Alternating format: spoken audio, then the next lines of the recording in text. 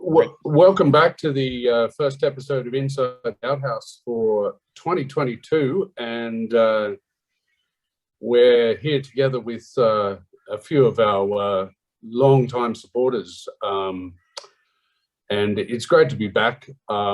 We're talking about today, we're talking about two different topics. We're talking about the closure or postponement of school camps in Queensland and South Australia, and we're also delving into the establishment of the regional AEE Asia Pacific forum and everything involved in that.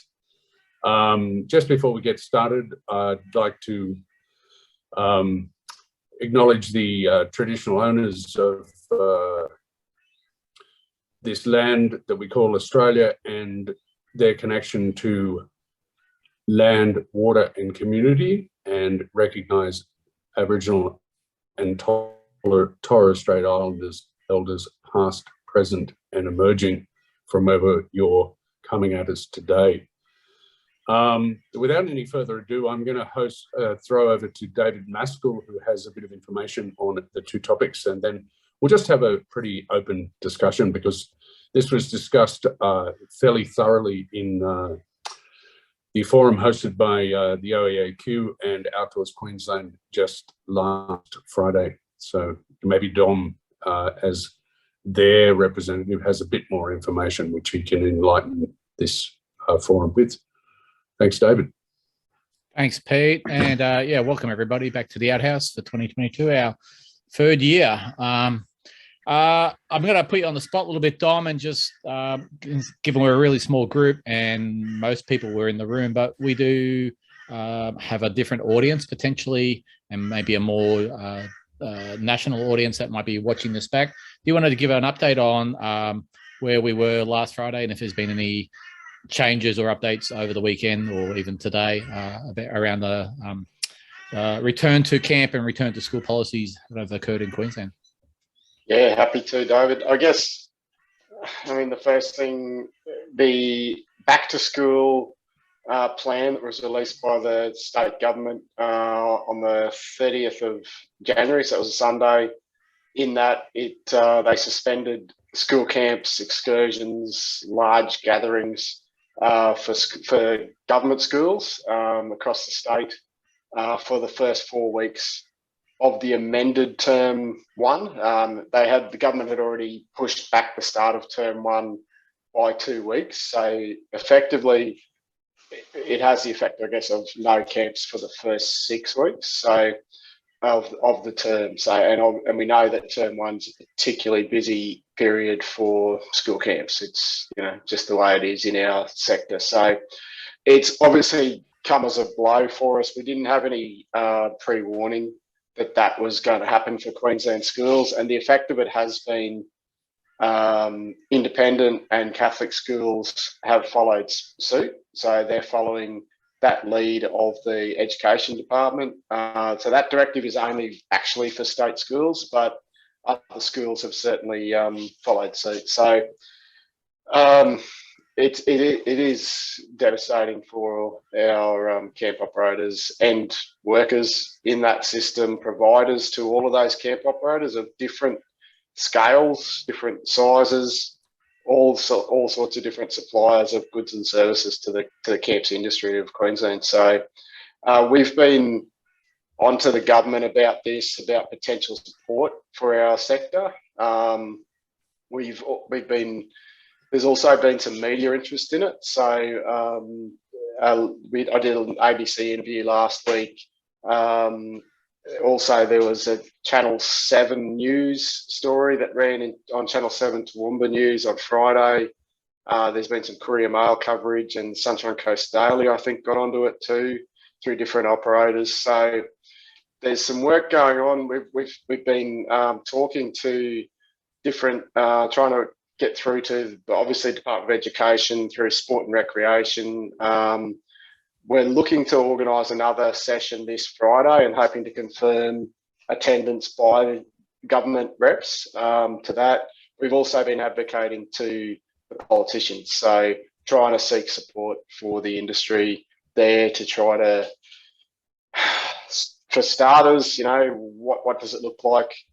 What's the basis for the decision, but also what's the support for the industry, but also when are we going to have certainty regarding what happens beyond that initial 4-week suspension, and is it going to be 4 weeks? Could it be 2 weeks? And I don't know the answers to these questions. So there's a lot of things up in the air right now as far as what it means. We did a quick survey in that session on Friday, and the results of that are quite concerning. I've actually forwarded that very, very basic analysis of that onto the some of the politicians as well, and trying to get that to be understood, that impact. So yeah, it's quite concerning. That's about all I know right now. Grace, the Education Minister, was actually on the ABC radio this morning, and they put a question to her about this suspension of school camps. She basically said the reason for it was that they were concerned about kids being able to be returned home quickly and safely if they developed COVID or while they were at camp. So that was the only reason she gave for it in that interview. She was put on the spot. It wasn't a question in advance, it seemed. But she also certainly didn't commit. A question was put to her about government support for the industry, and she certainly didn't answer that in the positive as well. So I'm still trying to find out more. So it's looking like it's a matter of finding out more answers to what this actually might look like in the next little while. Thanks, Don, for the update. I really appreciate that. And off the cuff, obviously there's probably been not a lot of changes or announcements over the weekend, apart from the stuff you just covered. That was probably media driven. I might just share my screen. I can bring up really quickly the OEAQ, the Outdoor Education Association of Queensland, along with, as a result of the meeting on Friday, put out sort of basically this statement that I probably don't need to read it, but with some key messages from the session, basically that we need to communicate with members, the government, implications of the cancellation, and that we have consistent messaging across the benefits of outdoor education for student wellbeing. I'll just scroll down here. Outdoor education is a critical component of a whole school approach to education. That engagement in natural environments has been consistently linked with improved educational outcomes and reduction in student stress and anxiety. Outdoor education helps to promote relationships during the transition between to school between peers and teachers that have a lasting impact on students' engagement and enjoyment of school.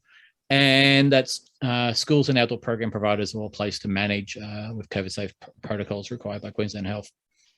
And then it goes on to a few other parts there. Again, I'll put that link into the chat, and that way folks can have a look and can be part of the bigger picture. And of course, the back to school plan. Can you guys all see that? I'm making sure I'm still seeing that. Yes, yeah. Back to school plan is still available on the Queensland Education Department website, which was the key aspect of triggering, I guess, an industry response. Is there any questions from anyone about the OEAQ's approach or their statement, which came out, I think, Friday? Just to give you background on that one, Mark and I met with Brendan after the meeting, so we actually had a catch up there to basically go through that. One thing I do think, and this is possibly, I really agree with everything that OEAQ have put there.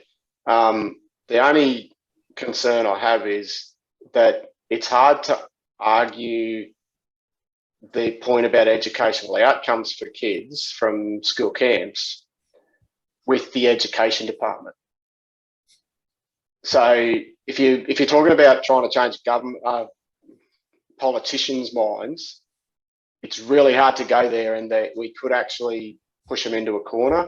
Whereas the damage to the workforce and the operators that's been done by this the education department is not the expert on. And I think that's a piece that we can provide our expertise and show them why this decision is actually going to have a long-term negative impact as well as a short-term one. So I'm genuinely concerned that we're going to be losing qualified workers right now, that people will disappear. And the issue then is going to be, and the minister actually said on the radio this morning when I heard it, it was like, oh, I'm sure all those schools will just book in later on in the year. And she might believe that. I don't. And unfortunately, I don't know if I'm being disgraceful.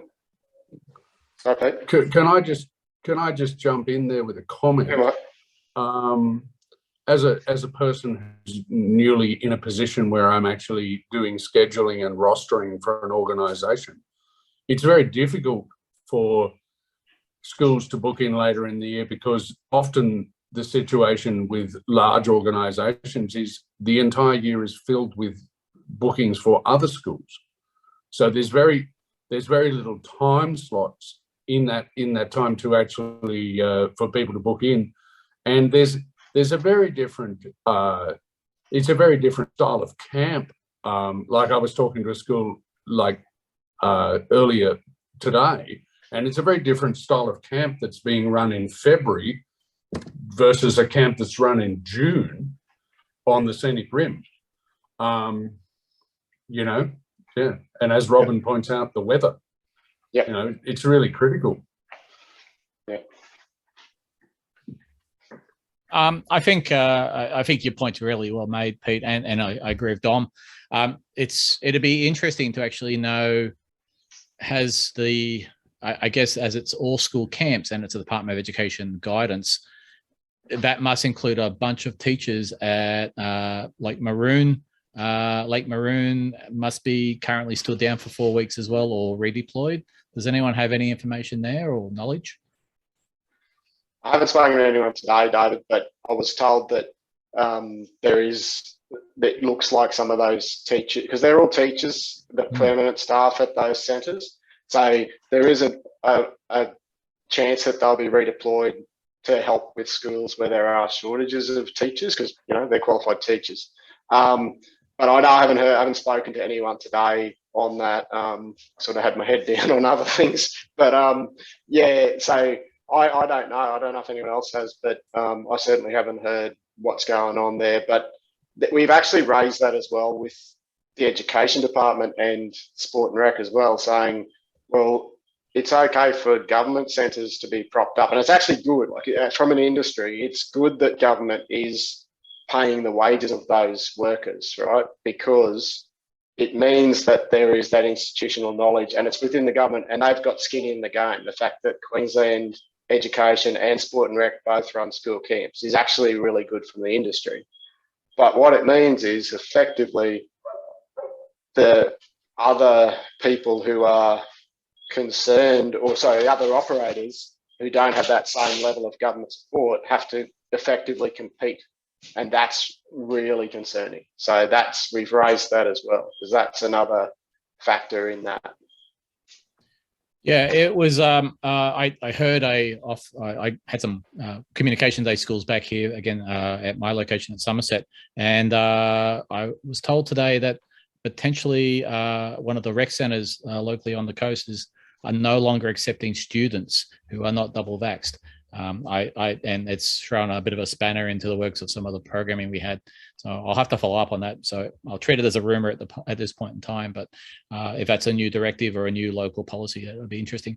Jamie, do you have hello from WA, and thanks for joining us on our earlier time from in the West. Do you have this was mentioned at the Outdoors Queensland meeting on Friday, but it was maybe alluded to that the suspension of camps in South Australia is actually being removed. Is it not the case, or do you not know?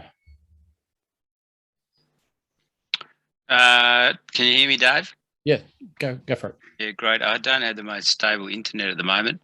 As far as I know, it's still under suspension in terms of the policy position. So it's been interesting. I've been doing some work helping Outdoors South Australia that they've actually took a position promoting outdoor learning at the same time as as suspending outdoor camps and excursions. So it's a bit of a dynamic space, which I know Don would have exactly the same issues, where you're trying to get to the right people to ensure that they, try and get a review process. So South Australia had suspension until week 4, then they decided that they'd just blow it out for another week. And there's no clear rationale put together behind any of those things. They won't release the health information either.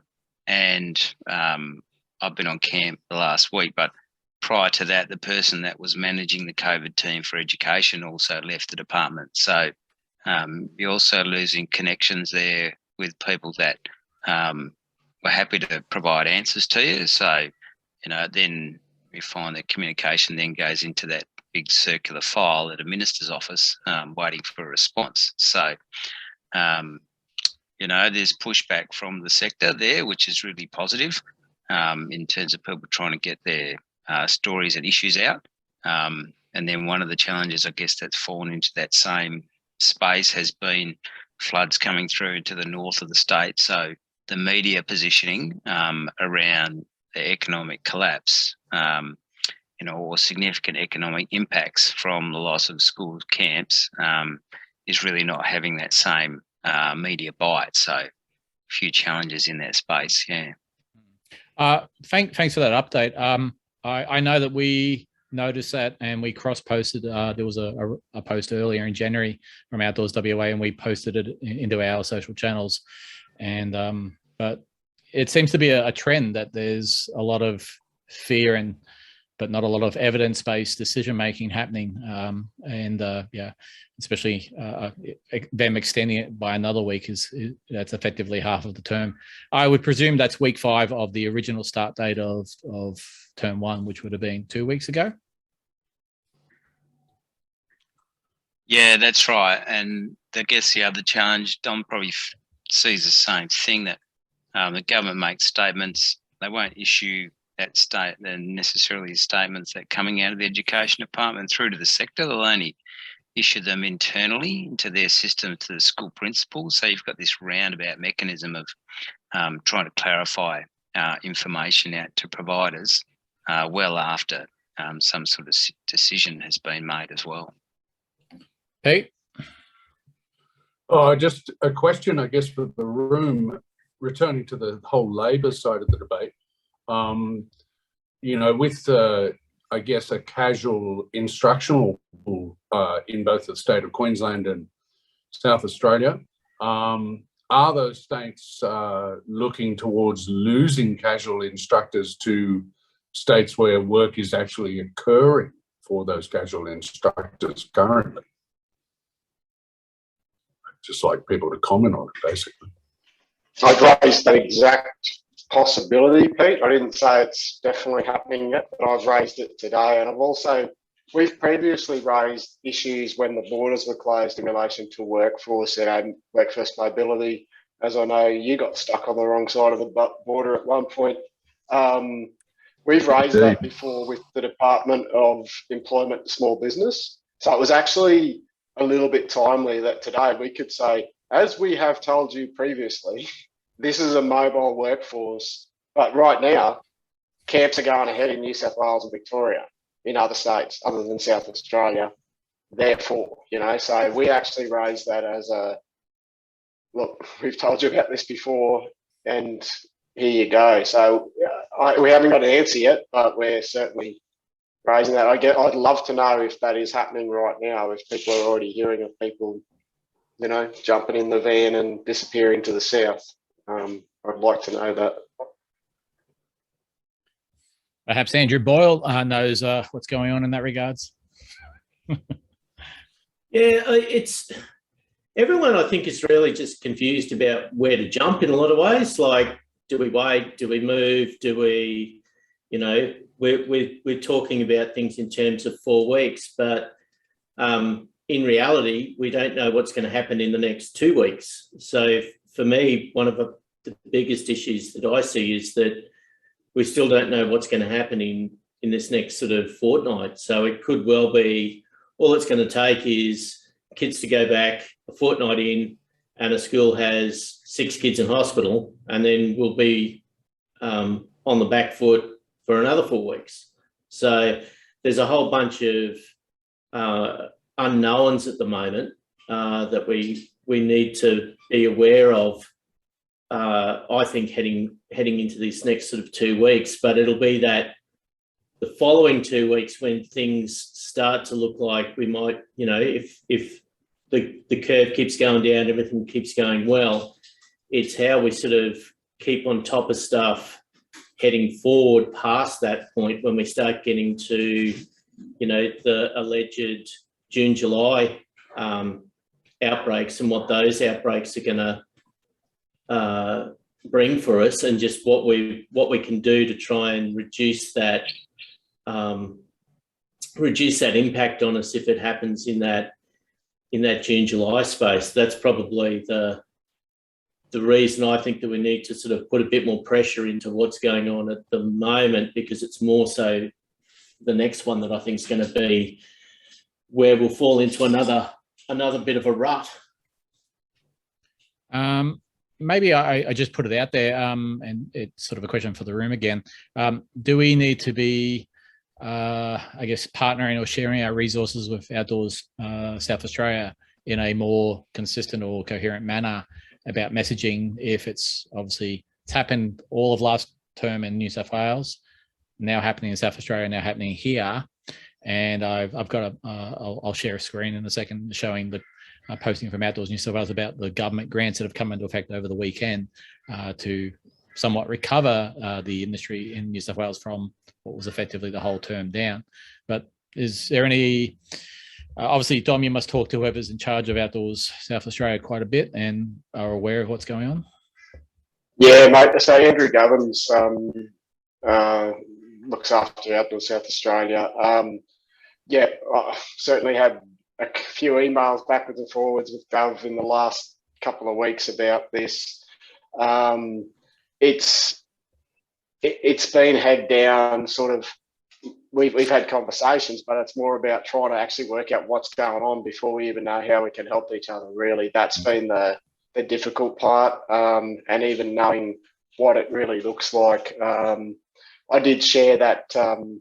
I prepared a bit of a document, which this was before the back to school plan dropped.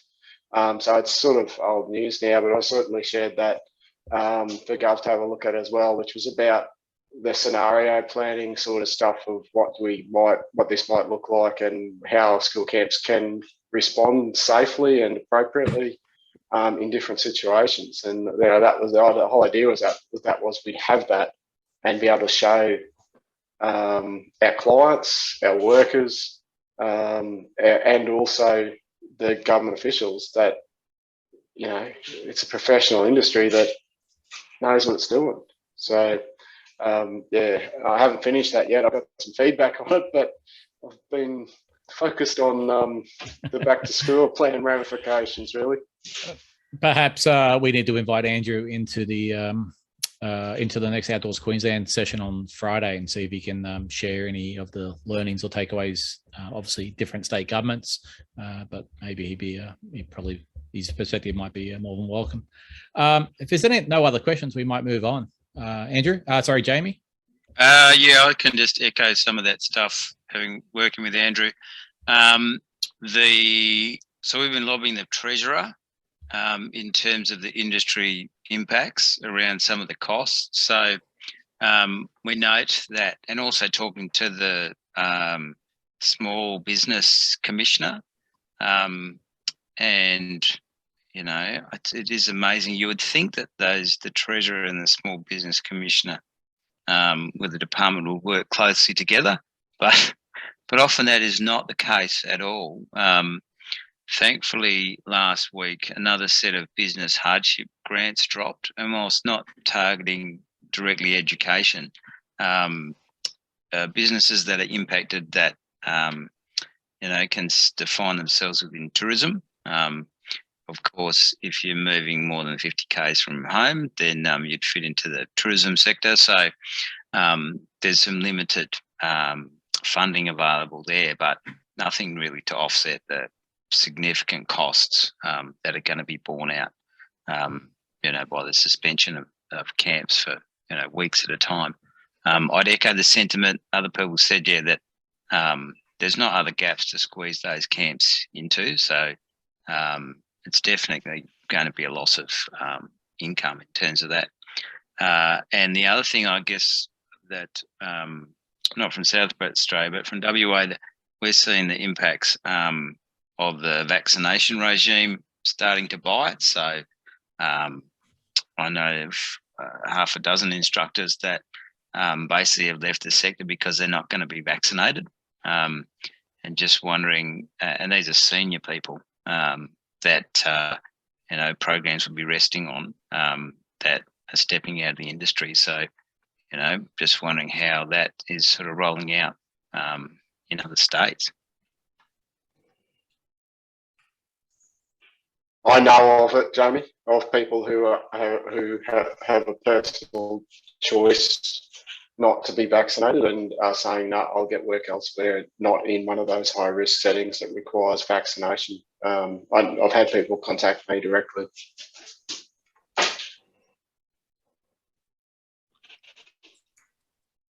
Yeah, I'd say similar, Jamie. There's certainly people there. I don't think it's actually as massive an issue as some people might want us to think that it is, but there's certainly people that haven't, that aren't looking to continue if they have to get vaccinated. So, yeah.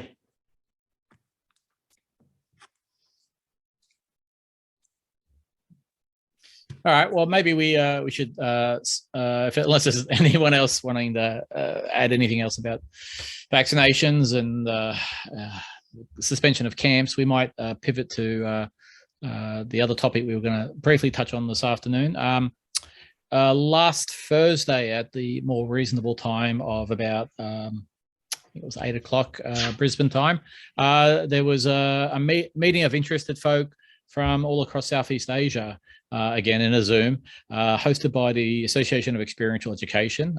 Pete and myself have both been delegates in their virtual conference last year, staying up till all hours of the early morning, engaging with the international outdoor and experiential education community.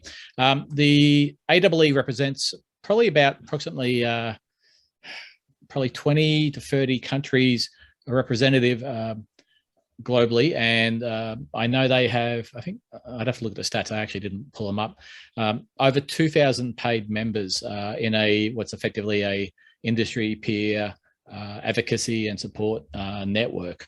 So they host a national conference, they host regional conferences, and most recently, prior to pandemic shutting down face-to-face, they would have occasionally, they've dabbled in a Southeast Asian conference.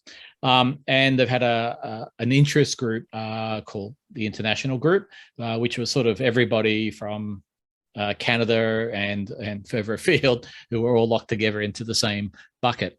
And as a result of this year's sort of breakout room international group meeting that Peter and myself were both in, there was a very small group, but very passionate about supporting the idea of getting a Southeast or a Asia Pacific group established as I guess a way to address an audience that's actually already there for the AEE and has become more. I think there was out of 400 or something delegates, there was maybe 50 delegates who were from India and places like Singapore and Korea and Thailand at the conference recently. So in a long way, we were invited to this meeting because we'd shown some interest through the Outhaus, and I'll just share the screen again here.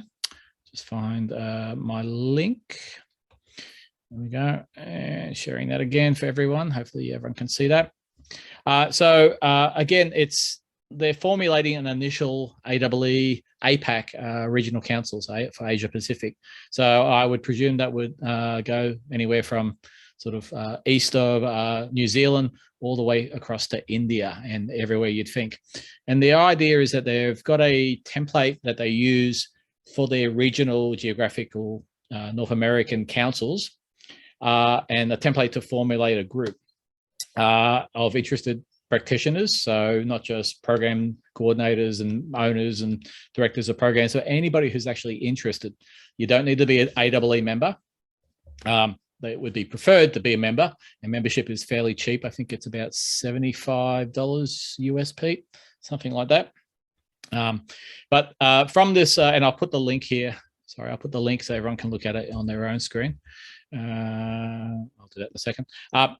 Basically, the meeting was about an hour's worth of discussion, and it was all about the idea of putting together a committee, and that could be in the traditional sense of a chair, a treasurer, a secretary, someone doing some communication, social media, and looking at organizing a regional conference. Okay, and as it says there, some of the responsibilities.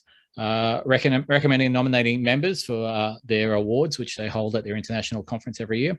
Nominating members for DOB membership, which I think, I'm actually not sure what that is. Providing and promoting special regional events, developing initiatives, and you guys can all read that yourself. I'll actually stop sharing that and put that in the chat so everyone can actually see it. Sorry. There we go.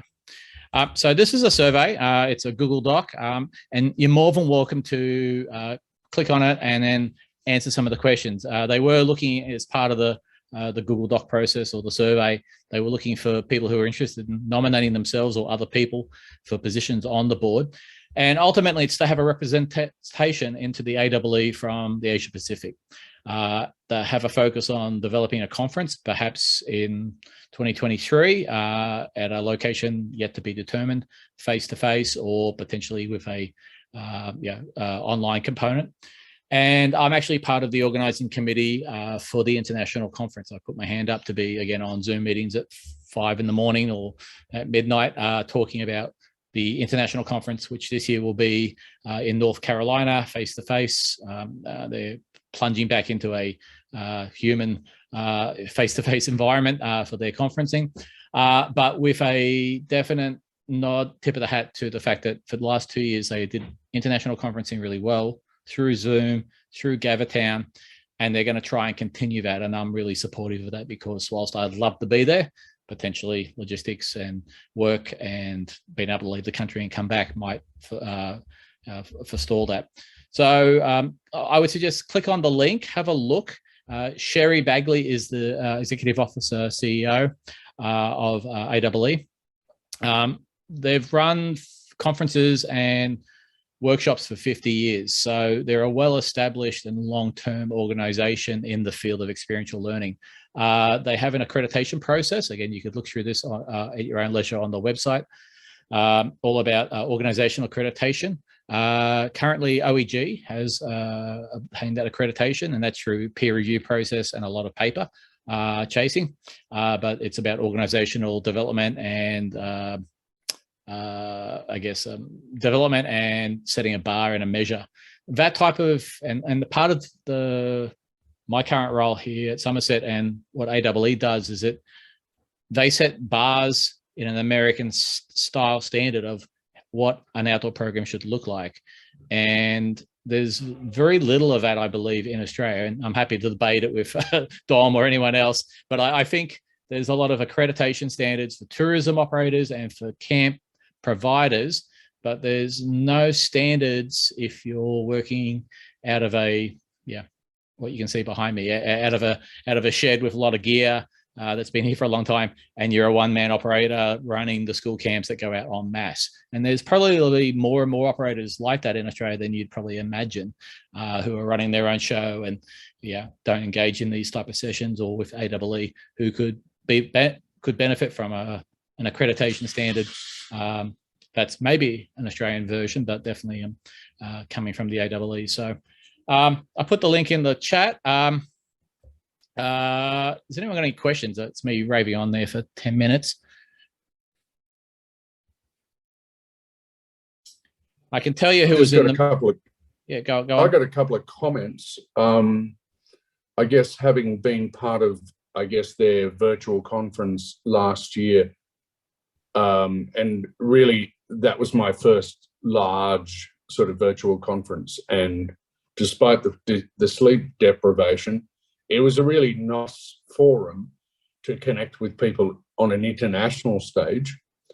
And I guess through that, and you'll probably see this later in the year in the Outhouse, we've made several firm connections with people who are going to come in and share their learning and share their professionalism with an Australian audience. So I think for me, the networking and the openness of the organisation and that international flavour was really good. And I think if we potentially get some Australians who are actually interested and have the time to actually get involved in this Asia Pacific event, then it could become quite a critical thing and potential to host an Asia Pacific regional conference somewhere down the track. So I think that for a sort of more international outdoor ed situation is quite good. I just put in the chat. I found my notes that I took. Jump Foundation had a representative from Thailand. There was Vietnam. A couple of members from Taiwan who have been to many conferences. Glenn Thomas was in the room from USC. I think he was in there out of interest and stayed for most of the session. This Panache, he's been to many conferences and he was the AEE keynote speaker, the Kurt Hand Award winner 2 years ago, 2021, I think. No, 2020. And he actually runs an online consultancy and is massive as a figurehead in the industry in India. And there's a huge outdoor education and adventure programming industry in India. Obviously, Noel's India. Aaron Fennell was there. He's an Aussie. Some of you may know him from back in the day. He's now running Outward Bound in Vietnam, or is engaged there, and a couple of other names there. Thomas Shorik is of the UAE, and I think he's a board member, and formerly, I think, might have just moved on from the Duke of Edinburgh program into another role. So really diverse group, really interesting folks. And there's a plan to have another meeting. Obviously, AEE appreciates they're trying to be in our time zone. So Sherry was up at 5 o'clock East Coast time to be in this meeting with us so that we could all be sort of respectively between Australia and India, I guess, but that's not the limit of Asia. Looking at what we could do as a group. Doesn't need to be a superstructure group, doesn't need to be does it need to be more casual? Doesn't it? And definitely there was about 3 ladies, 3 women in the room, and representing I think different parts of India and can't remember where else, and including the discussion towards the end was definitely about being inclusive, making sure we've got really good diversity, and potentially having once they formulate a committee or an executive of this volunteer board, that they might then look at having multiple different people come in as country representatives. So David from Australia, Pete from Australia, Dom from Australia, but then also having people from New Zealand and India come in and sharing the load of developing online resources, regional meetings, and obviously ultimately a conference. So it's out there. If you, I can probably grab Sherry's email address. Are there any other questions? Just, I guess, what Jacob shared in the chat is pretty relevant to the previous discussion, and perhaps if you go for it. If Jacob, you could get some confirmation with that and share that with David or myself or in the Outhouse socials, that would be really good, because we really like to follow up on that as an organisation and perhaps find out what's going on from the WA point of view as well. No worries, I'm just looking into it now.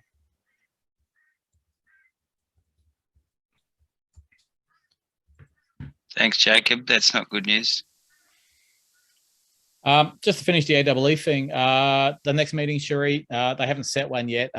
It was hoped that it would be earlier than a month to keep the momentum going. There were at least 20 people in the room. I may not have had everyone's names in that list there, but yeah, possibly within the next 2 weeks. And I suggested to Sherry, again, they're a very small organization. There's only 2 paid members in the AEE total for such a big audience, that the email she initially sent out and the invitation and links to the survey actually be distributed widely, which is why we're talking about it today, and get more people to buy in. So if it was only 3 responses from Australia, we'd like to hear more responses from Australians in the field, or Australasians, some New Zealand feedback, people from Tahiti, or Lord Howe, wherever you're doing outdoor ed in Southeast Asia.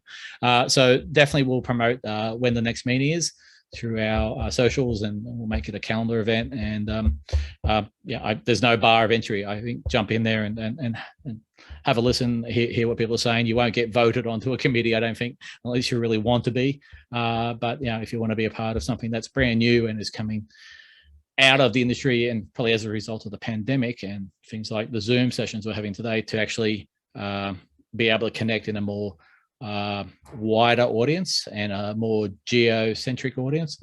I think that's a good thing for the industry, and means that we're not continuing to reinvent the wheel. I know there was quite a few people from Singapore in that discussion, and their industry's recently gone through a hard time with a deaf in the field on a ropes course, and all of their ropes courses were shut down, and are still shut down, I believe, and getting reviewed at the moment. That's all I've got on the AEE, unless anyone else has anything, as we're coming up to top of the hour. Using my radio voice there, Pete.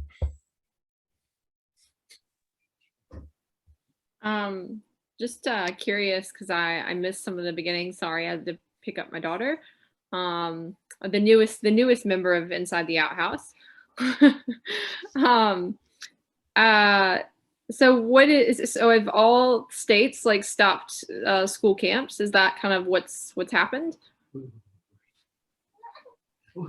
Just Queensland the Queensland Health have suspended camps till the 4th of March, so the first 4 weeks of the actual face-to-face term, and South Australia until week 5, which I'm not sure about the date for that in South Australia. And there's no reasoning or rhyme beyond sort of it's a pandemic and we've stopped wanting camps to go out. So it's sort of the opposite story of what we had last year for some bizarre reason. So so it's Education Queensland have made the decision, which is exactly what happened in New South Wales. Education New South Wales made the decision. It wasn't a health directive. So under the health directive in Queensland, outdoor education can go ahead. In fact, it's got specific clauses in the directive that are about outdoor education. So it's frustrating. Yeah, it is. Just because I know the company I work for, I mean, they run outdoor programs, and a lot of the things they don't have to. You don't have to be vaccinated to attend. You don't. It's all outdoors. They even had a positive case on one of their programs, and nobody else on program got sick. And just I think because it was all outdoors. So it's really frustrating to hear that all the schools are closing their programs. Yeah, ours is still a bit nuanced, I think is a fair word. So if you're an adventure tourism operator, you have to be vaccinated with your staff and participants in Queensland. But if you're a fitness operator, you don't have to be vaccinated. So you could have the same activity. It depends on its reason for the activity. It's very weird. So there's stuff like, you could do a mountain fit program at one place, and that's actually allowed right now. But there's a different operator, if they're doing a tourism program, that same activity wouldn't be allowed with unvaccinated people. So it's some very strange stuff. And there's always it's always going to be weirdness in the grey areas, but it's certainly very confusing. But this back to school stuff has sort of trumped it all. Oh, and just to add into what Dom is saying, Sherry, you can still play sport in all of the schools that school camps are cancelled in Queensland. So sport hasn't been cancelled, and I guess I find that quite interesting when you think about how close people get playing certain types of sport. I've raised that point, Pete. The weirdness of that question, they have said, but, and this is strange, that I don't know if all schools have picked up on it. It actually says large gatherings aren't allowed. So I actually think that they wouldn't be able to go to a massive, great carnival of multiple schools. I don't think state schools would be allowed to do that under the thing, but they are allowed to play sport at school. Like school sports allowed to go on. There's no doubt about that. But there's still a bit of confusion there about that even. And it's, yeah, I don't know. I'm still trying to wrap my head around. I'm not trying to get into a position of having an argument of outdoor activities versus sport. I'd rather just accept that schools, camps should be allowed to resume and let's just get on with it. But yeah, there's all sorts of weirdness. I mean, the other one is right now, even it's all school camps in Queensland. So even if it was a pure expedition where every single person was in their own tent, that can't go ahead at a state school. And if the fear is if the concern is that it's about the sharing of accommodation space, well, there is none of that on that one. But if the part of the concern is the whole transport back home, if you are diagnosed or you're a close contact, then that has the same issue, I guess. But I don't know. I'm still struggling a bit with it all, to be honest. Is it only public schools and private schools can make their own decision? That's the official line, but the independent and the Catholic schools have pretty much followed suit, Sherry. So it's pretty much all schools at the moment. I don't know an operator who has said, oh no, I've got X school coming next week. Because they could. Yeah. All my neighbours who... Same, I see in South Australia and here in WA that they're falling in line with the other government criteria.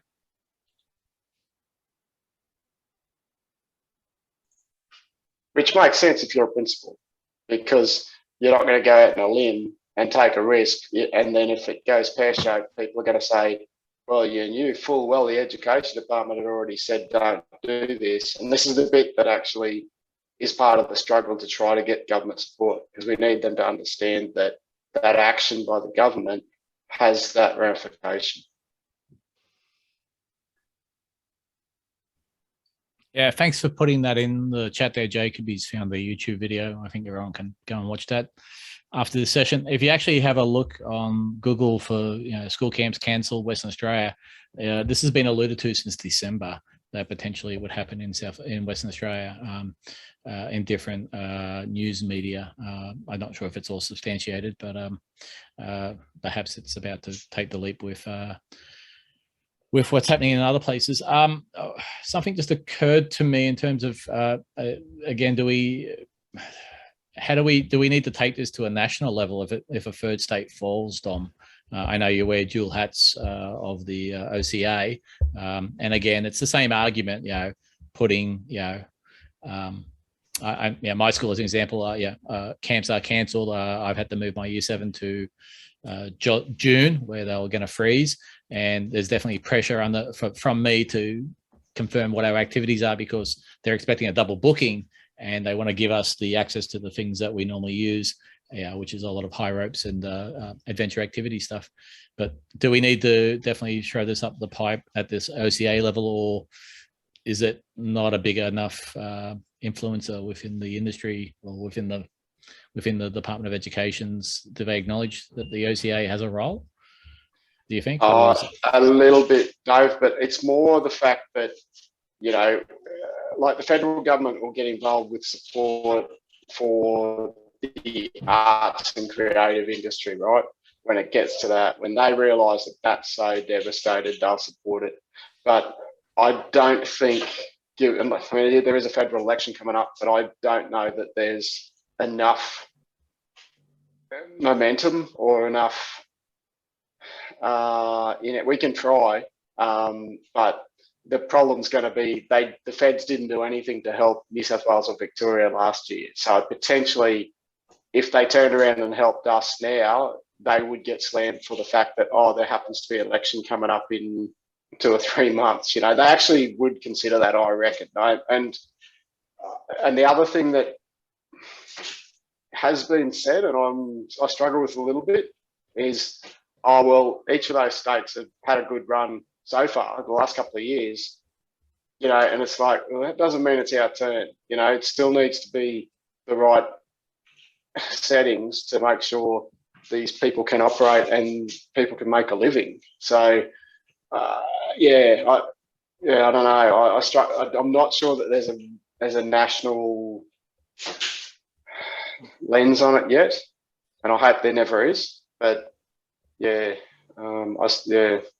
just saw Robin's question about running activities at school. You can do incursions at the moment, but it's not, you know, it's pretty hard, isn't it? I appreciate your comment, Robin, and have in many years done exactly that on the field. I was a bit miffed, actually. I didn't get to lead any icebreakers for the new cohort of Year 7s this afternoon. I would have much preferred to have done that than having meetings and looking at Excel spreadsheets. But the school's a little bit more focused on on the high ropes and the going away to do an activity. It's about the journey, not so much the experience of the activity. But yeah, it's a good point. And no incursions in South Australia. Can anyone define what an incursion is, please? That was actually a question I had from last week. Anybody? I'll give you the external definition of something you would otherwise do somewhere else, but you're doing it at your school. Okay. As the orator in the room, I would define it as something that you don't exit the school. So you actually go on a trip, but you stay within the confines of the school. Hence incursion versus excursion, which is outside of the school boundary.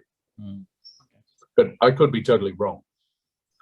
That's just a linguistic interpretation of it, perhaps. Yeah, look, when I worked in primary schools, it was when presenters came to the school and presented.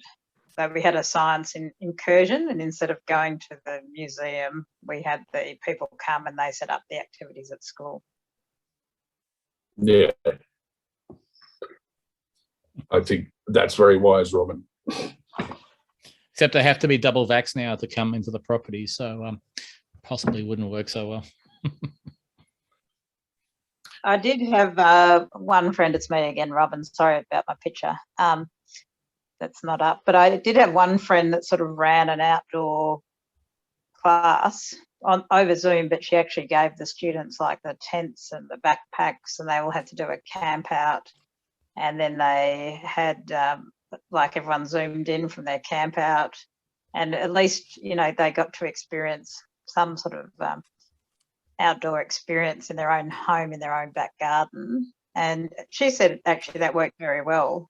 But that was when Victoria was in, you know, the complete lockdown. They weren't going to school at all. But I suppose if it goes on and on and on, we need to try to think of different ways we can keep on engaging our profession and keep on having those experiences. Otherwise, we could be in the situation in, you know, 6 months' time if camps don't go back, that, you know, schools just sort of forget about them. So we need to try to keep our presence up. Robin, on that, the Scouts did an amazing scouting at home program. It was that they did where they actually had their group on a Zoom chat with their leader, and they would do knots and they would do camp out in the backyard. This was in 2020. It was amazing how quickly they did it, and it got adopted by Scouting internationally. And they did a similar sort of thing, and it started, I think Scouts in Queensland just started it because they wanted to stay in contact with their troops or their groups. So yeah, it is something that can be done. It's just a matter of how. And I know for a fact, having attended the last two AEE conferences, the Americans, the North Americans are all over this. They've made it a real art to be Zoom camping and Zoom experiential education, and there's lots of resources out there. So if anyone's super mad keen or suddenly needs those to deliver some products, drop me a line and I can point you in the right direction of all the websites. Yeah, I might hand back to Pete since I seem to have spoken a lot, and we might wrap up and get out of here on a Monday afternoon. Okay, well, thank you all for coming to the first episode of Inside the Outhouse for 2022. What a lively discussion we've had. And David, even though you talked a little bit, I don't think you talked too much because it's pertinent information. Just want to alert you all to Sherry has put a nice link to what Scouts New South Wales has did in the realm of camping at home program. So I encourage you to look at that. I encourage you to look at what Jacob has posted on what's happening in WA in the future of camps, Mark McGowan's speech, and we will be back in 2 weeks' time to regale you with another topic of interest to the entire outdoor sector. Thanks very much for your participation and have a great day. Bye now. Thanks, Harry.